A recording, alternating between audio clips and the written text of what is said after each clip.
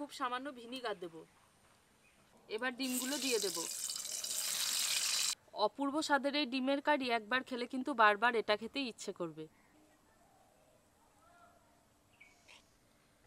নমস্কার, আজকের ভিডিওতে আপনাদের সবাইকে অনেক অনেক স্বাগত জানাই।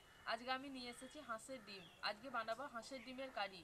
একটু অন্যরকম ভাবে বানাবো, পুরো ভিডিওটা দেখবেন, আশা করি ভালো লাগবে। কড়াইতে পরিমাণ মতো সরষের তেল দেব। ডিম সেদ্ধ হতে বসানোর আগে আমি মশলাটা করে নেব। তেলের মধ্যে দিয়ে দেব 2টো এলাচ আর 1 টুকরো দারচিনি। আদা দিয়ে দেব। আদাটাকে আমি সরু সরু করে কুচো করে নিয়েছি। আর দেব রসুন। এবার দেব পেঁয়াজ কুচি।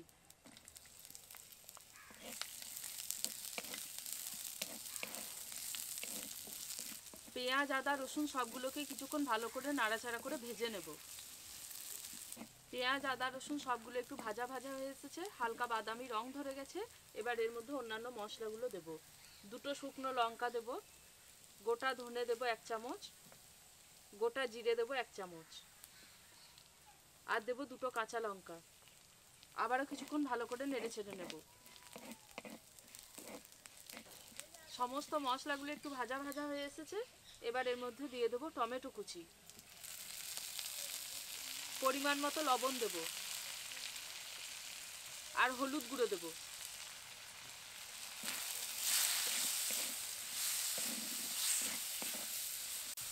সবগুলোকে কিছুক্ষণ ভালো করে নেড়ে ছেড়ে নিয়েছি। এবার খুব সামান্য জল দেব।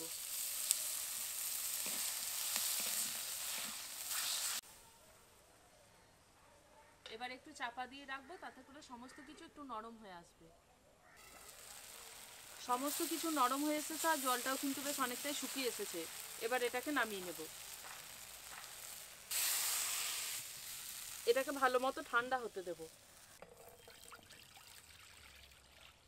হাঁসের ডিমগুলো এখন আমি সেদ্ধ হতে বসিয়ে দেব।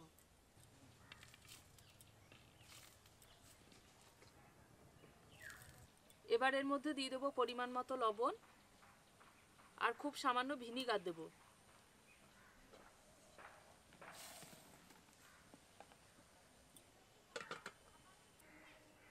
ডিমের খোলার মধ্যে সামান্য ফাটাফুটো থাকলে এমনিতে তো খালি চোখে দেখা যায় না, যখনই সেদ্ধ হতে বসানো হয় তখনই ডিমের ভেতরের অংশ বেরিয়ে আসে আর ডিমটা ফেটে যায়। এই সময় একটু ভিনিগার দিয়ে দিলে কিন্তু ওই ফাঁকটা জায়গাটা ব্লক হয়ে যায় আর ভেতরের অংশটাও আর বেরিয়ে আসে না। ডিমগুলোকে এবার 10 থেকে 12 মিনিট সময় নিয়ে সেদ্ধ করে নেব। এই মশলাটা এখন ঠান্ডা হয়ে গেছে, এবার এটাকে বেটে নেব।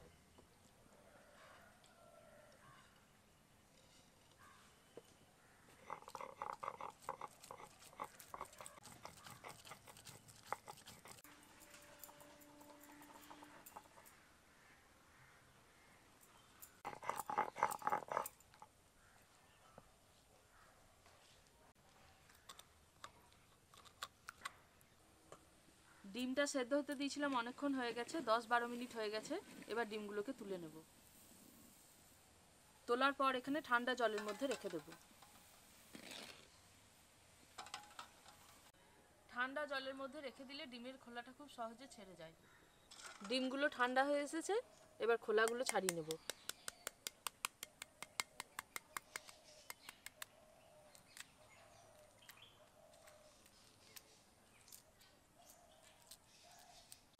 হাঁসের ডিম কিন্তু খুব সুন্দরভাবেই ছেড়ে যাচ্ছে।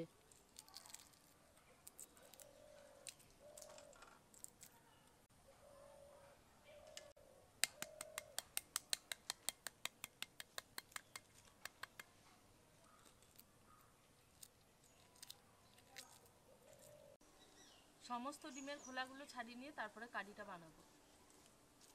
খোলা ছাড়ানো ডিমের মধ্যে দিয়ে দেবো পরিমাণ মতো লবণ আর হলুদ গুঁড়ো দেব।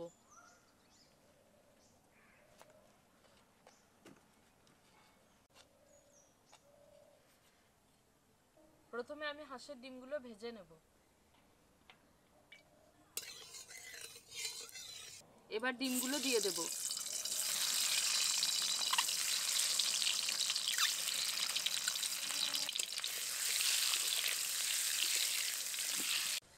বেশি তেলে ডিম ভাজলেই কিন্তু ডিম খুব বেশি ফাটবে, তার জন্য অল্প তেল দিয়ে ডিমগুলোকে ঘুরিয়ে ফিরিয়ে একটু লাল লাল করে ভেজে নেব। ডিমগুলো ভেজে নিয়েছি, এবার তুলে নেব।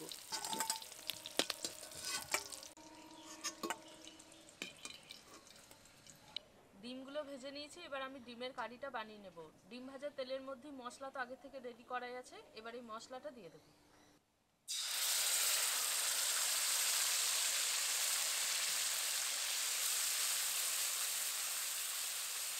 এবার এই মশলার মধ্যে দিয়ে দেবো স্বাদ মতো লবণ, হলুদ গুঁড়ো দেব আর কাশ্মীরি লঙ্কা গুঁড়ো দেব। তেল ছাড়া পর্যন্ত মশলাটাকে কিছুক্ষণ ভালো করে কষিয়ে নেব। মশলাটাকে বেশ কিছুক্ষণ খুব ভালো করে কষিয়ে নিয়েছি, খুব ভালোভাবে তেলও ছেড়ে গেছে মশলার থেকে, একদম লাল লাল হয়ে গেছে। এবার এই মশলার মধ্যে খুব সামান্য জল দেব, খুব বেশি কিন্তু ঝোল হবে না, একদম গ্রেভি গ্রেভি হবে। জলটা দেওয়ার পর আবারও খুব ভালো করে ফুটিয়ে নেব। গ্রেভিটা খুব ভালো করে ফুটে গেছে, এবার এর মধ্যে ভেজে তুলে রাখা হাঁসের ডিমগুলো দিয়ে দেব।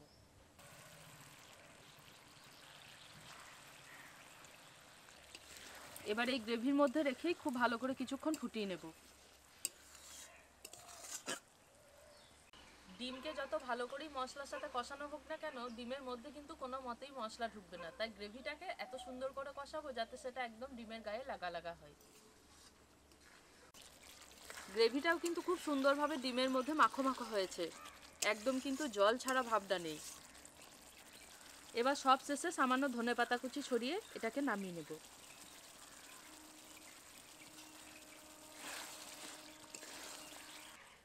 ডিমের কারি তো অনেক রকমভাবেই খেয়েছেন, একবার এভাবে রান্না করে দেখবেন, অপূর্ব লাগে খেতে। আজ বানালাম একদম ভিন্ন স্বাদের হাঁসের ডিমের কারি।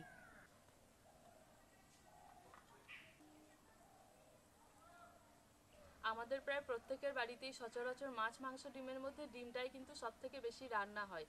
সব সময় একই রকমভাবে রান্না না করে একবার এভাবে হাঁসের ডিম রান্না করে দেখতে পারেন, দারুণ লাগবে খেতে, আর যে কোনো কিছুর সাথেই খেতে কিন্তু ভালো লাগবে। আজকের এই হাঁসের ডিমের কারির ভিডিওটা কেমন লাগলো জানাবেন, পারলে বাড়িতে একবার তৈরি করে দেখতে পারেন। আজকের ভিডিওটা এখানেই শেষ করছি, দেখা হচ্ছে পরের ভিডিওতে নতুন রেসিপির সাথে।